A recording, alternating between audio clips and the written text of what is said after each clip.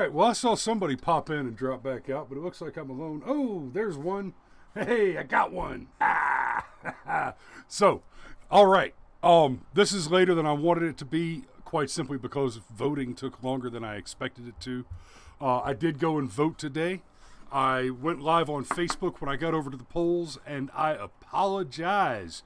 Lord, I apologize if anybody took that first Facebook Live post too seriously to heart. But of course, what I said in that Facebook live stream was, "Hey, I'm at the polling place. The line does not look too bad." And in fairness, what we could see, because we hadn't been in the building yet, the line out the door was not too bad. There were only about 10 or 15 people standing outside, and I went and got in that, I went live and I said, "Hey, there's only 10 or 15 people here. Today may be the day." And so I went in, and I was only in line with the 10 or 15 for maybe 10 minutes before they let me in the building. But then, I sat in an uncomfortable chair for 2 hours. Almost on the button, by the way. I was in the uncomfortable chair for almost exactly 2 hours. And then they moved us forward one room. So basically there's a corral, and then there's another corral, and then you go in to the actual waiting area where eventually you get to talk to a poll worker who sends you over to a booth to vote. So the whole process took almost exactly 3 hours. And I'm going to go ahead and say that unless you're there early enough in the morning that you beat the other 150 people that are going to be in the musical chairs in front of you, in the 5 rows of 12, and then 4 rows. So there's 5 rows of 12, then there's 4 rows of 12, and then there's 3 rows of 12. And all of those are separated by fencing or walls. I will say this. It was pretty apparent that the long wait was due to sheer volume and not bizarre over-the-top COVID-19 safety precautions, safety measures, whatever. There were safety measures in place. All the chairs are 6 feet apart, and when you get up to vote, they give you a rubber glove to put on. They tell you to put it on your dominant hand, and they hand you a little metal stylus to use on the iPad when you're signing in. And then you handle the pen to sign your forms with the gloved hand, and then they hand you the card, and you're supposed to take it with your gloved hand. You go put the smart card in the voting machine, vote, print your ballot, and go put it into the receptacle. So altogether, it seemed like everything was moving as efficiently as it could, but of course, we're looking at record voter turnout this year. So far, today is the second day of early voting, and we're only halfway through. Between early voting and absentee voting in the state of Georgia, 600,000 ballots have already been cast. A little more than 600,000 ballots, right? We had just short of 200,000 people vote in person yesterday in the state of Georgia. Now, that's the state, right? That's big. Those are big numbers. And that may or may not be a good thing. The experts seem to think that Georgia is very much in play.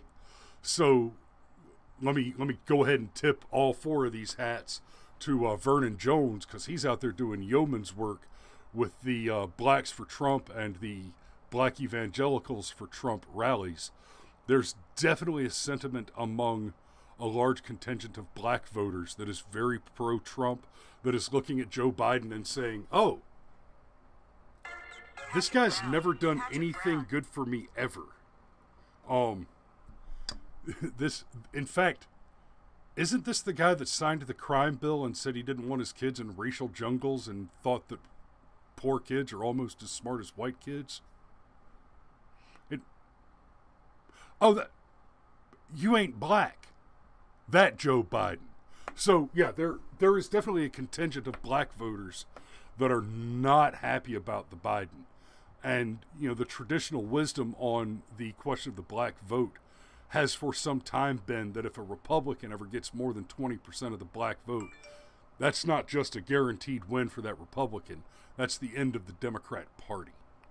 So, fingers crossed, wouldn't break my heart at all to see us run out of communists in political offices.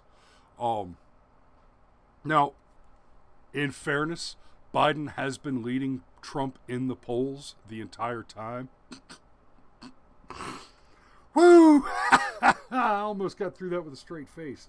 Because y'all remember that Hillary Clinton had a 99% chance to win or some ridiculous shit right up until the minute she lost. I'm looking forward to election night this year. I am.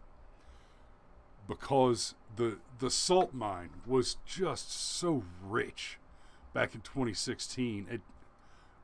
I'm afraid it's going to be a little like the cocaine. I mean, cocaine is a hell of a drug, but as I understand it, it just doesn't do the same thing every time. And I'm a little scared that we're going to get to election night this year, and the dopamine hit will be depleted by experience and tolerance.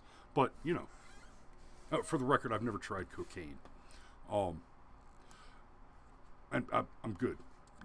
No. I'm good. I drink black coffee. And by the way, Black Rifle coffee I hear is pretty good. I'm open to negotiations if you'd like to give me a call. But that's about all I've got for you. I would go very early. The polls open at 7. Get there first thing in the morning, and you should be able to breeze through. I have it anecdotally from some friends who went early in the morning. They were voting while I was talking to you guys. The polls open at 7. Get there early in the morning, and I have it anecdotally from some friends that they breeze through half an hour in and out and done. That might be the way to go. And you've got until the 30th of October in Georgia to vote early. If anybody wants to pop on when I'm live again in the future and ask questions, I'll be happy to look up the information for your area. That's no problem. Just like we did on the amazingly successful Trump Limbaugh radio rally pregame show that we did last Friday, I'll be more than happy to just pull up information and read it to you and screen share and show you what I found. And I make that offer, guys. By the way, I make that offer. You out there in the audience, many of you are perfectly computer literate and competent, and you could look information up on your own. I have a deeper formal training in research and analytics, so I might be able to find the little tricks and hidden wizardry that you don't know about. I know I look like an old troglodyte with this bushy beard and my Aloha shirt, but that's just part of the disguise, baby. So yeah, feel free to pop in when we're live and leave comments in the live chat section. I love to have the engagement there, and we look forward to seeing you guys again. Tomorrow morning we're playing by ear. I've got an early meeting, and I'll try to be on and off before I have to be out the door for my 8:30 tomorrow morning. But there'll be a show tomorrow morning. It'll either be short or it'll be early, and then we'll be back to the regular 7:30 on Thursday morning. You guys be safe out there. Vote. The Donald can win, but he can't do it alone. Do not let yourself become complacent. The enemy is mobilizing in huge numbers and engaged in active, documented voter fraud and just absolute election chicanery. And the only way we're going to overcome that, short of the obvious correct solutions, is to get out there and cast your ballot. Go and pull that lever for the greatest president in the history of the United States. And do it with absolute pride. Get the God Emperor 4 more years. We love you. Be safe, and we'll see you tomorrow morning.